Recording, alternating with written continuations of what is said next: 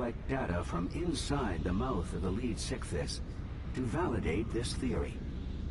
I hope your navigation skills are up to par. We've arrived. Welcome to the Jurassic period. Focus your view on the shutter controls. I'll lower them, and we can begin.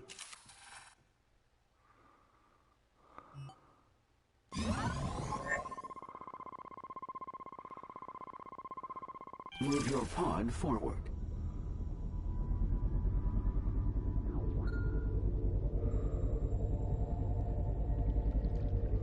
Move your pod up and down.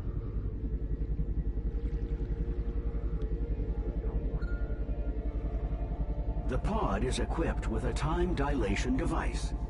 Put simply, we can freeze time. Give it a try.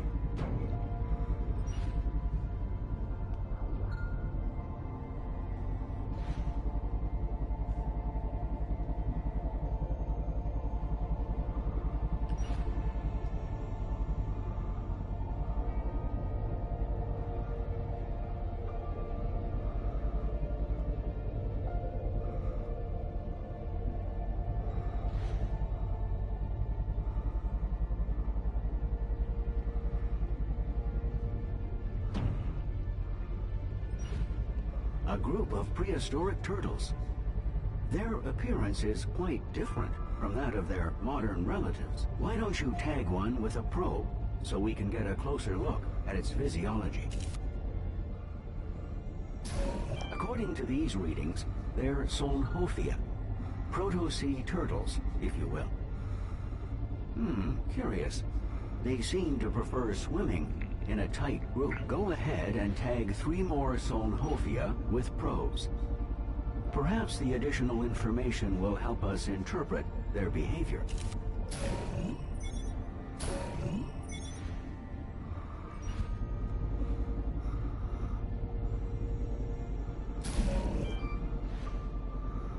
Now try launching a tracker. It will detect any nearby creatures. Don't worry about contamination. The trackers are designed to degrade very quickly. The Solnhofia are displaying signs of agitation. Perhaps a predator is near. A Pliosaurus is the most likely predator. Perhaps they gathered here in the hopes of avoiding being eaten.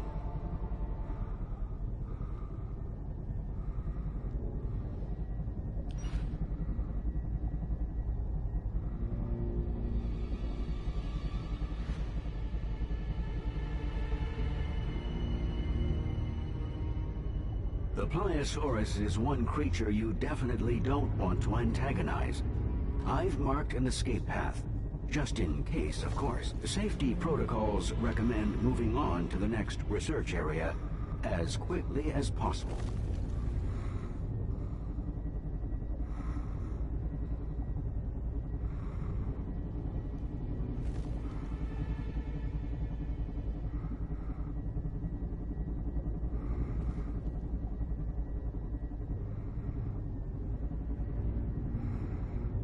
Before proceeding further, let's take this opportunity to calibrate your other scanners. Open the scanner menu and look at the scan icon.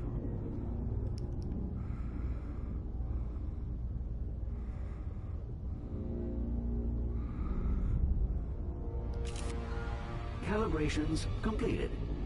Scanners always need calibrating.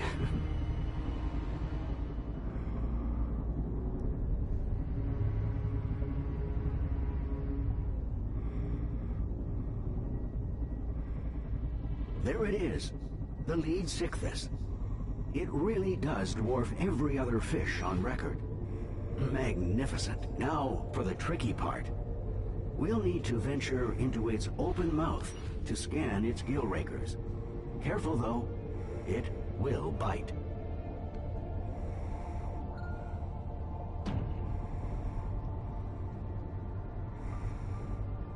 Excellent navigation. Now, scan the gill rakers on each side of the mouth before it notices us.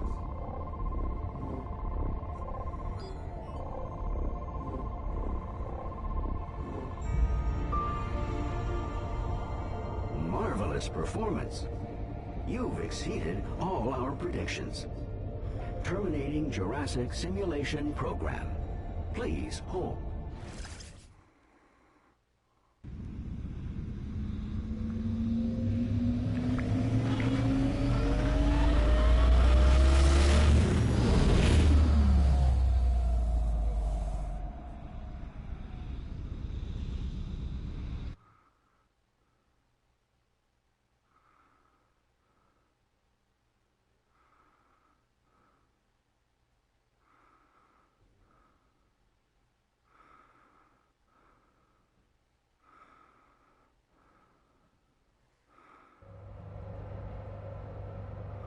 Welcome to the Mondo Museo's Temporal Research Facility in Svalbard. I think the doctor is going to be very pleased. Oh, transmission incoming. You'll want to pay close attention to this one. So exciting. I love new beginnings. Welcome back to the Mondo Museo International Research Mission. I'm Elisabeth Lacroix. I hope you enjoyed your first dive into history. Now that you've proven your ability to withstand time travel, you will be stationed in Svalbard, Norway. Home to a trove of marine life that thrived as much as three... Rob? Rob? Rob, are you there? Doctor, how may we assist? It's Ali. He's called in sick again. He's probably just burnt out. We've been pushing the section leaders hard. But I still need his results. Could you take the cadet out to retrieve the data, please?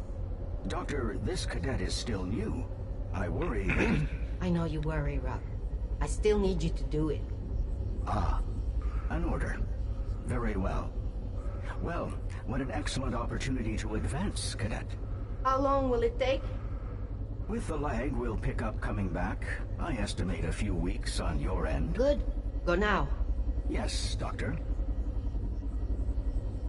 Well, Cadet, it looks like we'll continue to work together closely. My name is Roberto, by the way. But please, call me Rob. You probably have questions. We can review your first official mission brief when you're ready.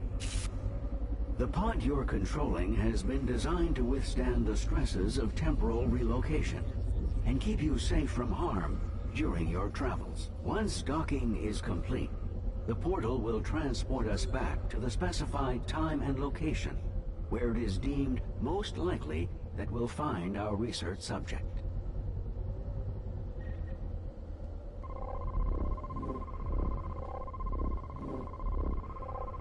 All systems are now online and operational. Prepare for temporal relocation in 3, 2, 1.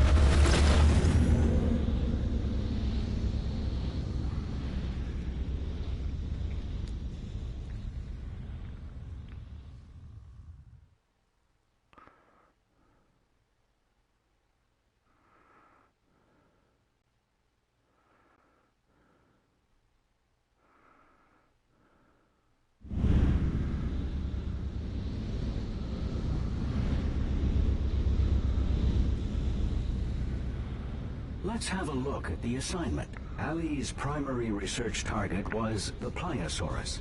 Latin translation, more lizard. You'll see why. The Pliosaurus is one of the top predators of its time. We need more information about how it hunts. I strongly advise a cautious approach to avoid its powerful jaws. Teleportation complete. When you're ready, Focus your view on the shutter controls.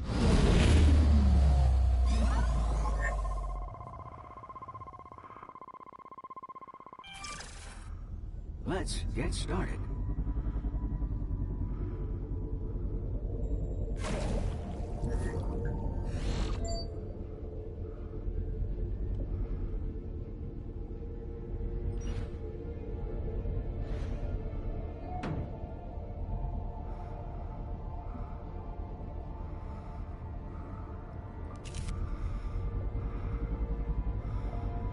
Ali ran into trouble here.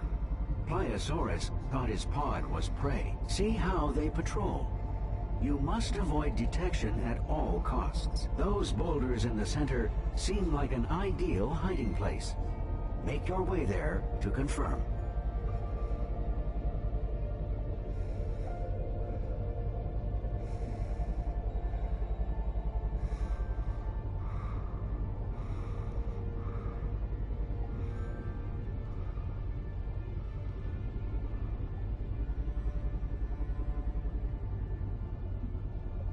Good. Now we can continue our research without fear of attack. Tag the more aggressive one, so we can get a better idea of what we're dealing with here.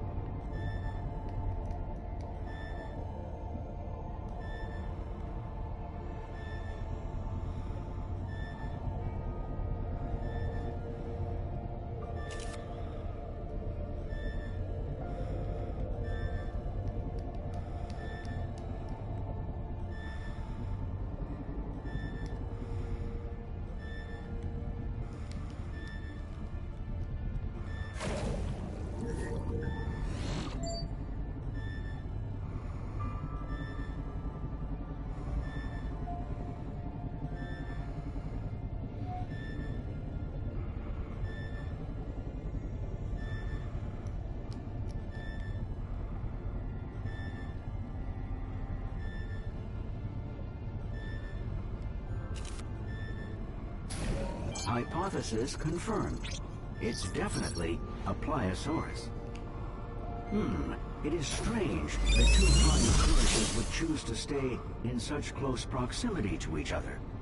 Most apex predators are notoriously territorial. Is it possible they share a hunting ground? Tag the other and see.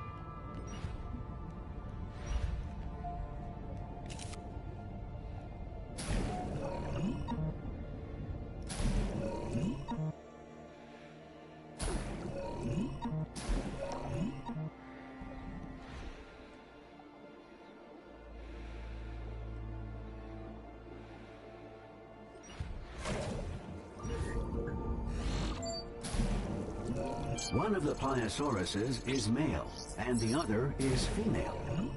Perhaps we've found a mating pair. If so, I would expect them to be on the hunt for additional food. One theory suggests they use their eyes as their primary method of tracking prey.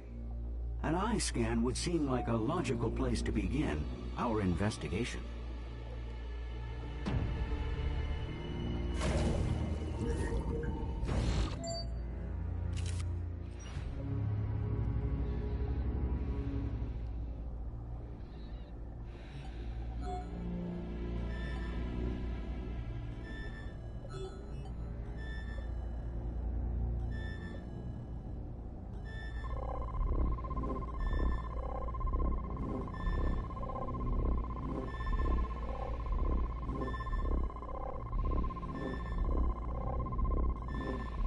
The theory appears to be well-founded. The eye of the Pliosaurus is highly developed, though they would perform poorly in low-light situations. Let's do our best to remain out of sight. Let's examine the anatomy of the female Pliosaurus.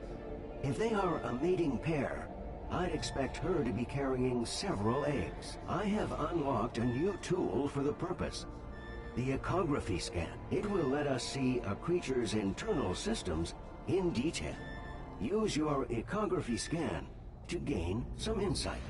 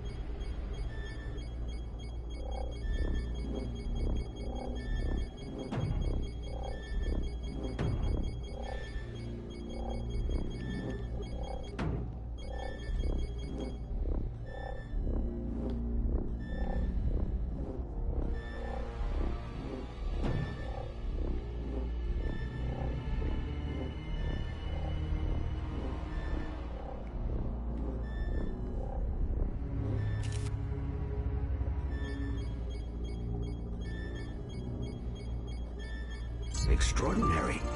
The Pliosaurus is carrying a fetus, which means they give live birth. The doctor will want to see this. The pair is no different to the smaller creatures I've detected below. Let's head down to see what creatures the Pliosauruses find so appetizing.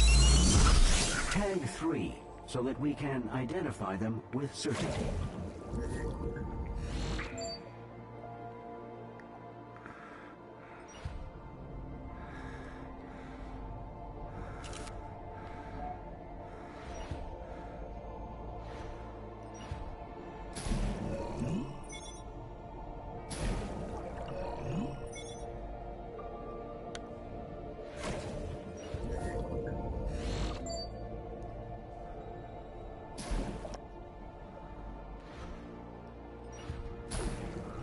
They are ophthalmosauruses. They seem to navigate quite easily, despite being so far down. Scan an ophthalmosaurus's eyes. Perhaps they are well adapted to see in dim light.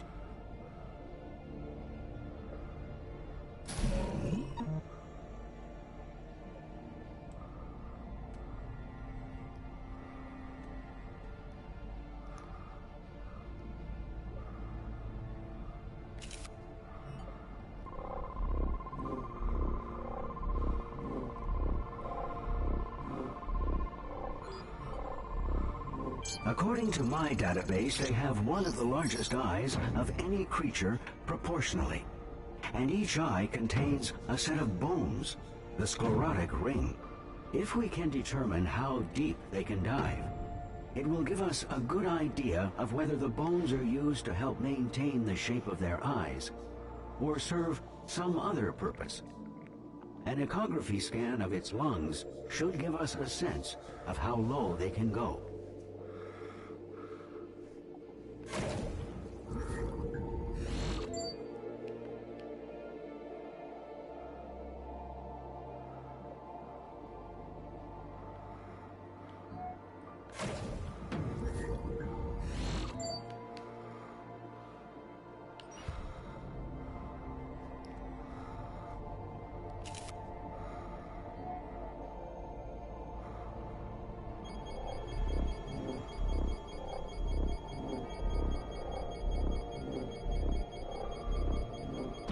According to my calculations, they should be capable of dives of over 20 minutes at depths of 500 meters. Due to the pressure at those depths, deformation of the eye would be of great concern. The sclerotic ring must guard against it. Are the pliosauruses really hunting the ophthalmosauruses? They seem unwilling to descend to this depth. Tag an ophthalmosaurus with a probe to force it to surface.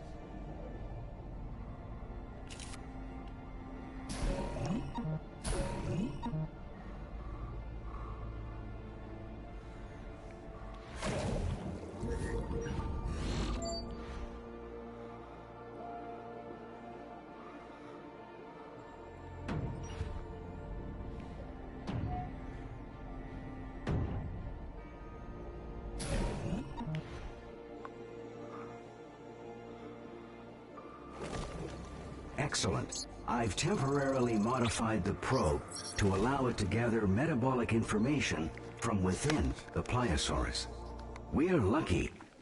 The probe was not crushed when the Pliosaurus ate the Ophthalmosaurus. We may gather valuable metabolic data from the Pliosaurus. Use an ecography scan on the Pliosaurus to locate the probe. I'll download what it recorded.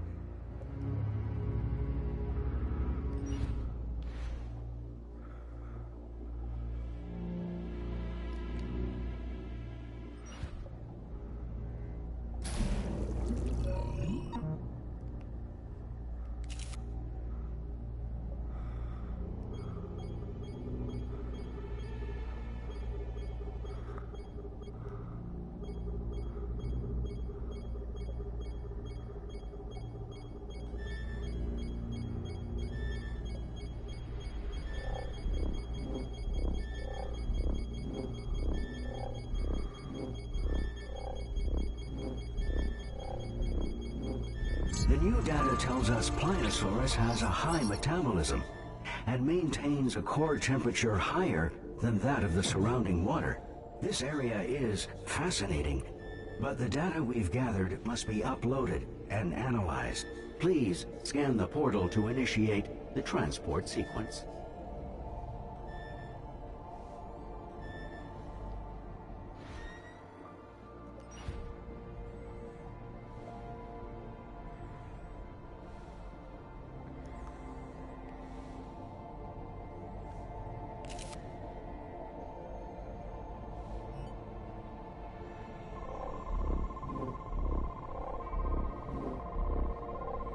All systems are now online and operational. Prepare for temporal relocation in 3, 2, 1.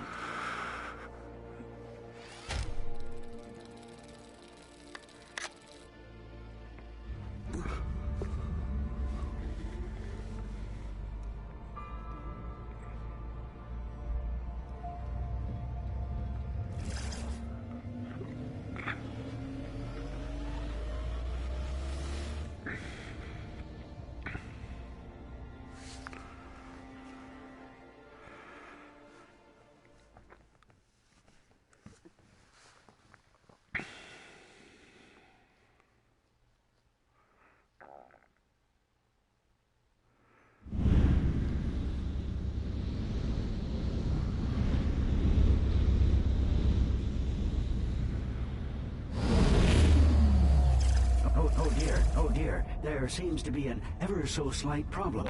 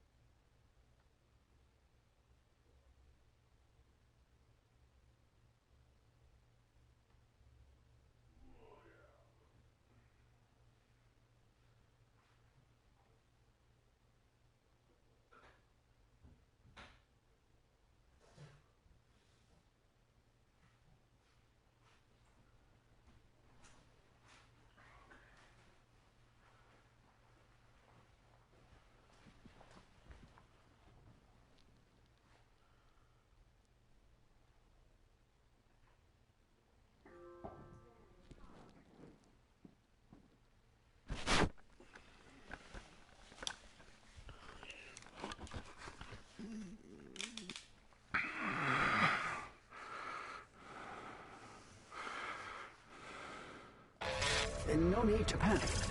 A minor glitch, I'm sure. I'll just reboot the system.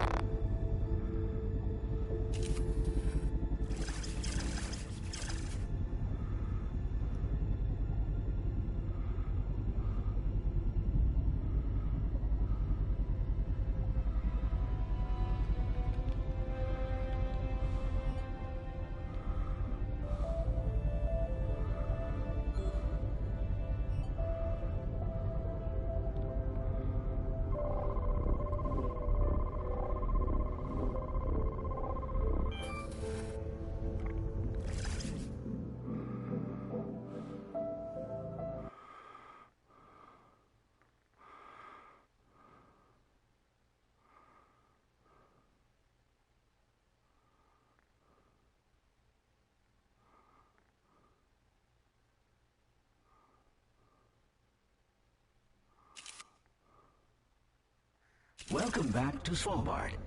I can't wait to upload your data on Pliosaurus and Ophthalmosaurus. Rob, are you there? Yes, apologies, Doctor. That thing disrupted communications. Yes. It looks like Stonehenge? I'll analyze the logs. Thank you. I wish we had more time to spend on this. But I'm afraid our worst hypotheses are catching up with us. Rob, I have to issue a Code 12. Very risky, Doctor. I'm aware. Do you have the visual? Cadet. When we built this station, core samples revealed something terrible. An ancient virus, perhaps millions of years old, trapped beneath the ice. With global temperature rising and ice receding, we knew it could spread. And well... Doctor, Ali tested positive, didn't he? Yes. So we need to ramp up our search for a cure. Cadet, we've been collecting data from the past to understand what effect the virus had on prehistoric hosts, and what to expect if anyone contracts it now. This is what the data you've been scanning is for. Yes. And we need you even more now. We have to develop a cure before the worst comes to pass. We need a breakthrough. If we just had a little more time to train, it would... And risk more infections? If this virus spreads... No. Train on the job. We need as much data as we can get, and quickly. Yes, Doctor. You should familiarize yourself with the Dinodex. It's where we save all the data we gather. You can also peruse the Dinodex to learn more about the creatures that we've encountered.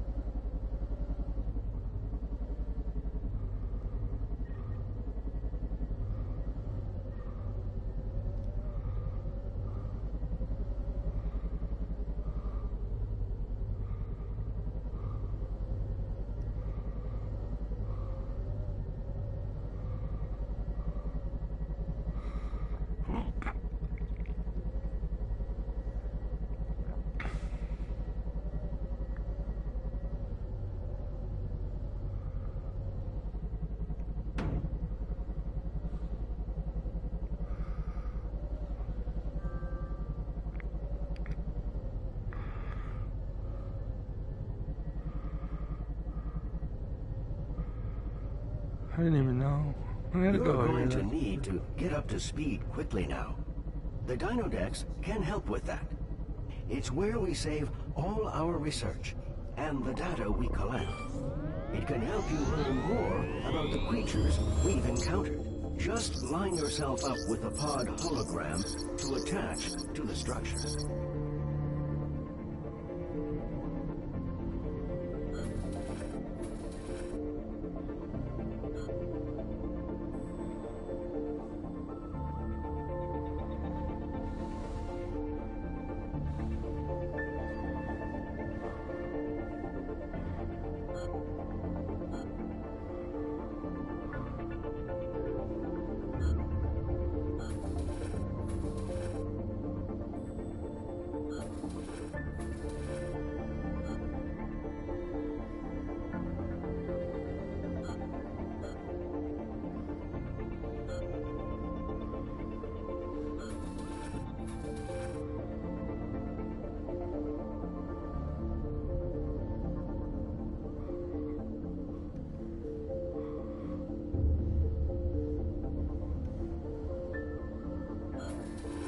Where were we?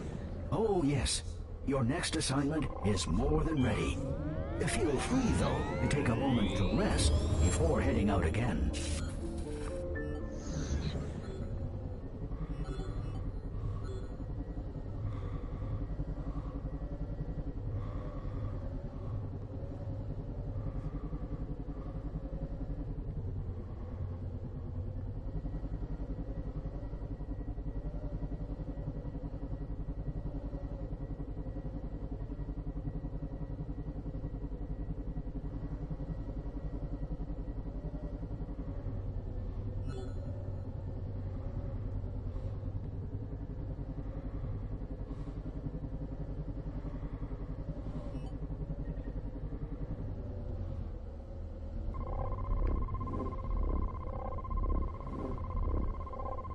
All systems are now online and operational.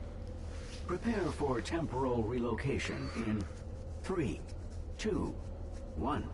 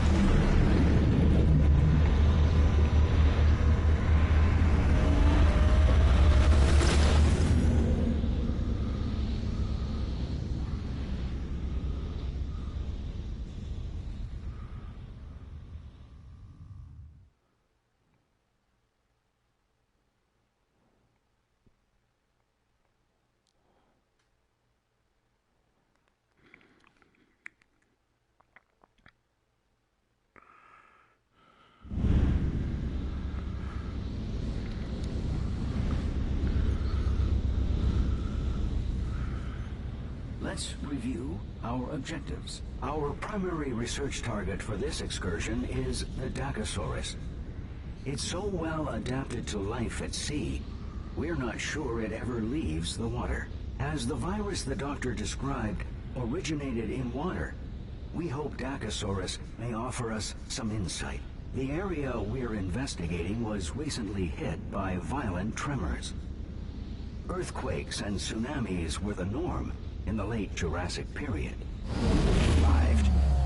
When you're ready, focus your view on the shutter controls. Let's continue our mission.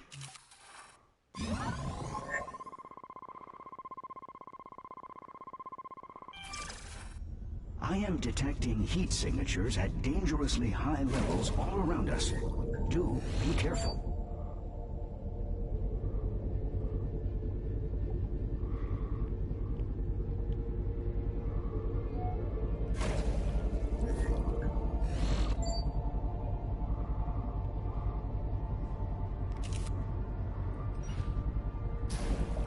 Those look quite a bit like our modern Nautiluses.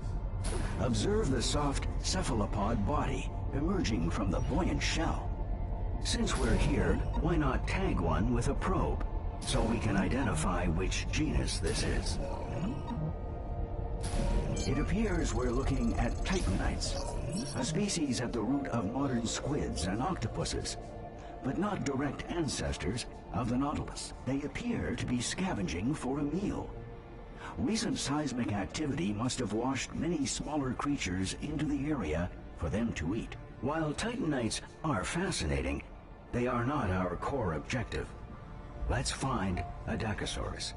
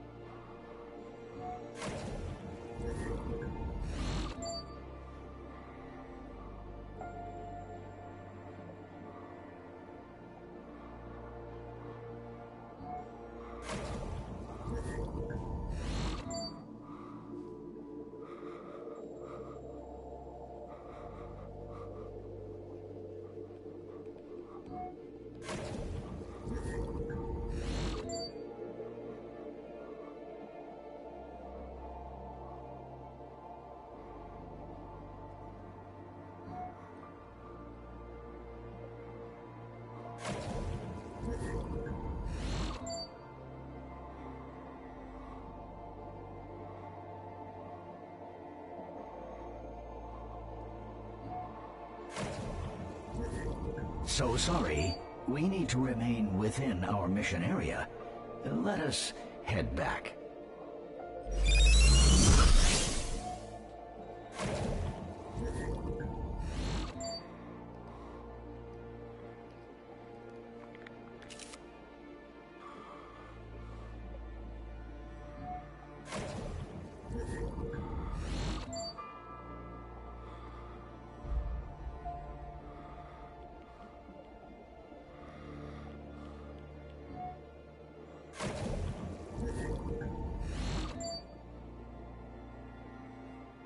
The ocean contains many fascinations, but we must focus on our research targets.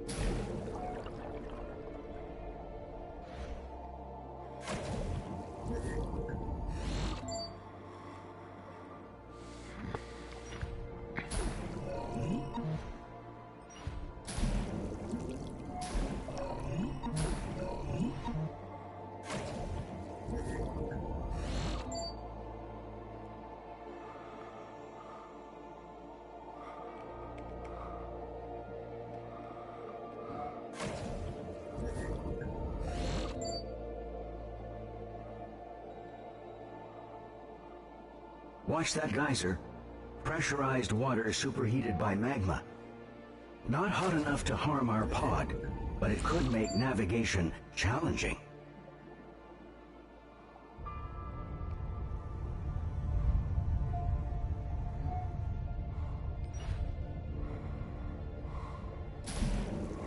What luck! Dacosaurus. Fortunate for us, they are focused on a massive carcass. Their behavior is unexpected. Since we're in no danger, let's try to identify the carcass. Scan all exposed flesh to collect DNA data.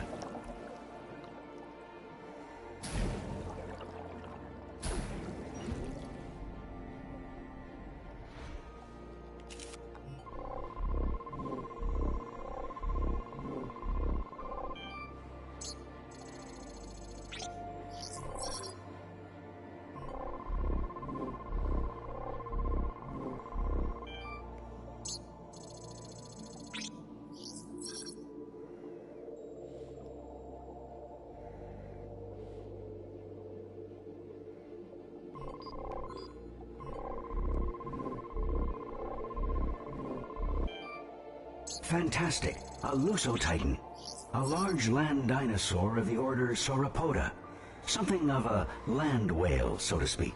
Decomposition leading to internal gases are responsible for the exposed chest cavity. I estimate it died within the past 3 weeks. Perhaps the earthquake is responsible. Or perhaps the doctor's virus. We should tag all the Dacosauruses with probes.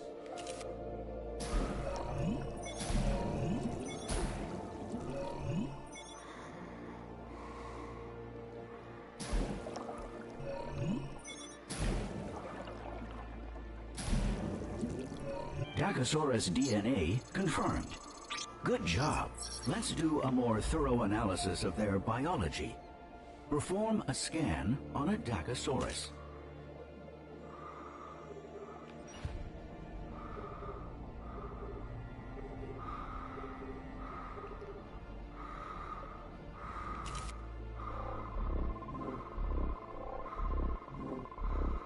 Preliminary analysis indicates that they are not a pack.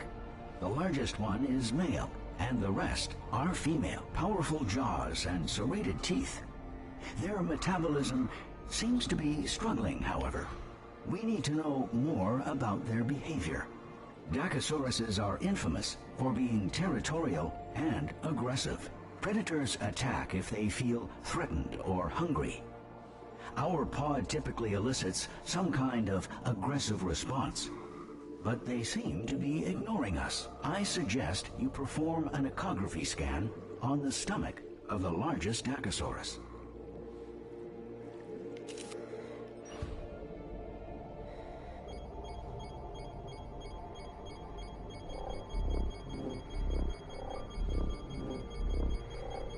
There's the answer. The Dacosaurus stomach you scanned is filled to the brim with meat and rocks. My database indicates several prehistoric species swallowed stomach stones to aid digestion, as well as control buoyancy. They are not attacking us because they have gorged themselves on the meat of the Lusotitan. They're simply too full to be aggressive. The Dacosauruses have been feasting on the Lusotitan for days now. We know from previous scans they have very powerful jaws. Let's determine just how powerful they are. Scan all highlighted Dacosaurus bite marks on the Lusotitan's carcass.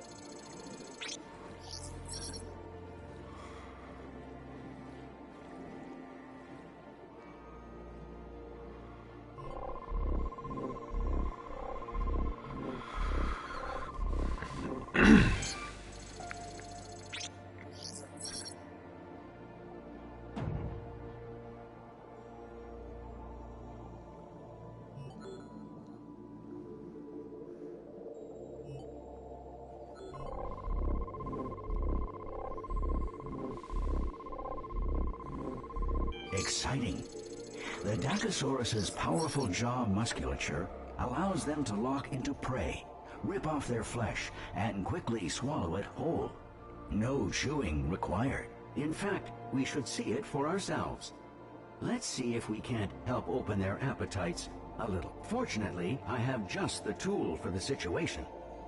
Bait. Fire the projectile directly at any living organism to make it appetizing to all nearby creatures. Use the bait on the lone Lusotitan meat chunk to attract a Dacosaurus.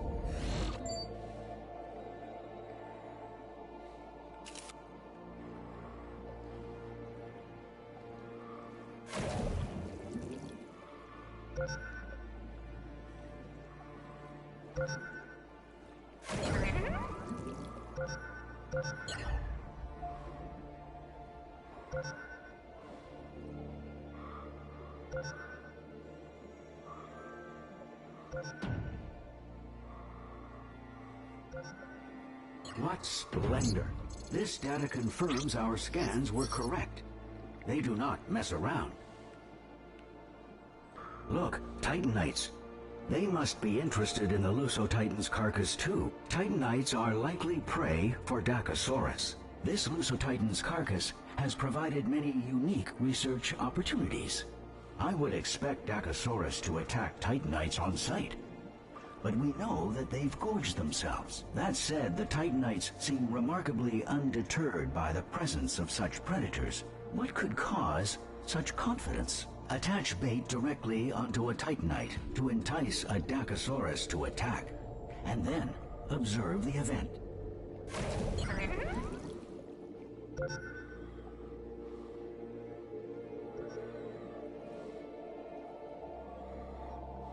That's a surprise. The Dacosaurus allowed the Titanite to escape. Let's scan that Titanite.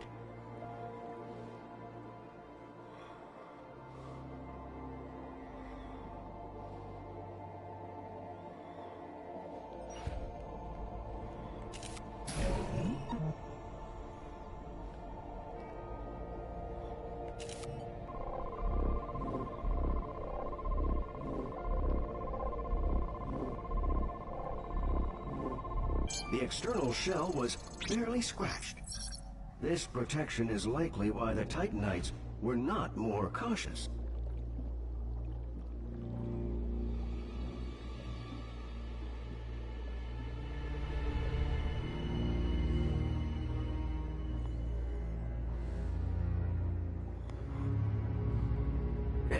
Cadet, I have some bad news.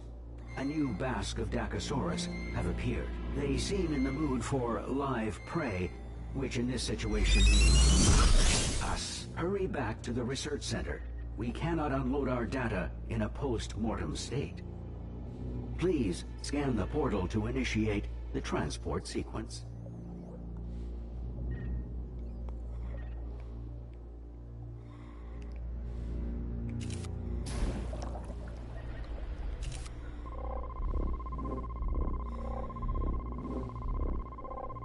All systems are now online and operational. Prepare for temporal relocation in 3, 2, 1.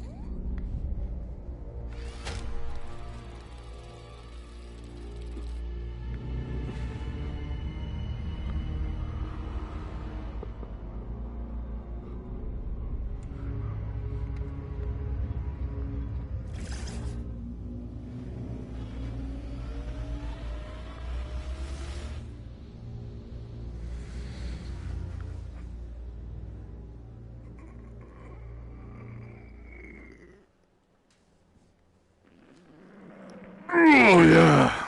Should be similar stuff.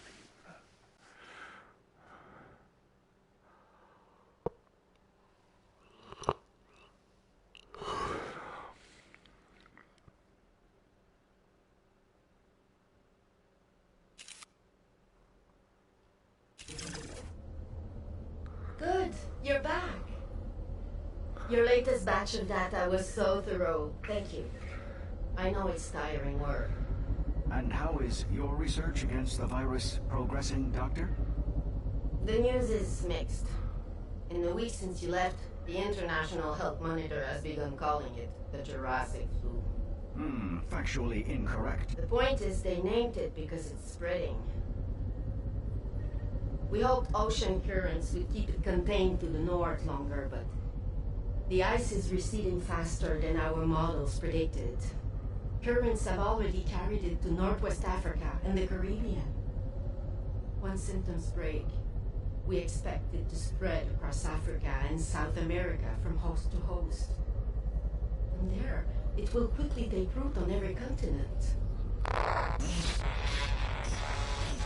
Doctor, are you all right? Fatigue. The cadet must feel it too. We could assign more of my resources to you. I am designed to ensure your success after all. Rob, your research systems are the best we have. The cadet needs everything you can offer. If you want to help me, look after the cadet. Search for the cure. Of course, Doctor. Keep up the excellent work.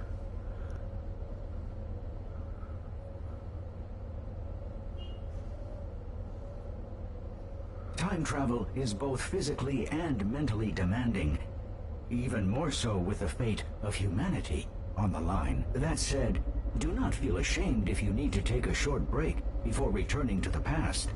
In fact, I would recommend it.